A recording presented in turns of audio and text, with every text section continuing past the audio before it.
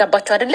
አብርሽና ሩታ ከኛ ሜንዞ ሳንቲም አይፈልጉም። እራሳቸው የሚችሉ ልጆች ናቸው። እራሳቸው በቃ እንዴ ቆይ እኔ የምለው ማለት ነው ምን አይነት ቅንጦት ይዟችሁን እስከ ዱባይ መጥተው ሰርግ የሚያደርጉት የሚሉት ሰዎች ማለት ነው። ቆይ እነሱ መብታቸው ነው እኮ መብታቸው፣ በቃ መብታቸው ማለት እንኳን ዱባይ አይደለም ማለት ነው ከአዲስ አበባ ወይ ከመገናኛ አውቶቡስ ተራ ይሆናል ሄዶ ሰርግ ማድረግ የማይችሉ ቅንቅናሞች ሁላ ዱባይ እነሱ መጥቶ ስላደረጉ እንደዚህ ያበዱ ሰዎች ማለት ነው።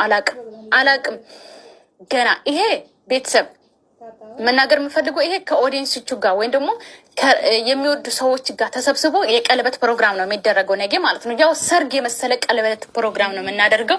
ከዛ በኋላ አገራቸው ደግሞ እናት አባት ባሉበት ከጾም በኋላ ጾም ከተፈተ በኋላ ደግሞ ቅውጥ እያለ ቅልጥ እያለ የሰርግ ፕሮግራም አለ ማለት ነው ቡታጅራ ወይ ደግሞ አዲስ አበባ ላይ ማለት ነው።